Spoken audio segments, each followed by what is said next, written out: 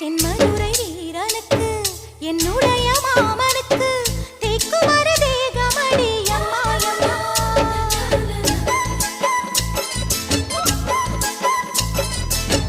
மாமன் பெற்ற பெண்ணுனக்கு மையெழுதும் கண் எதுக்கு என்னை வந்து கொல்லுதடி அம்மா அம்மா.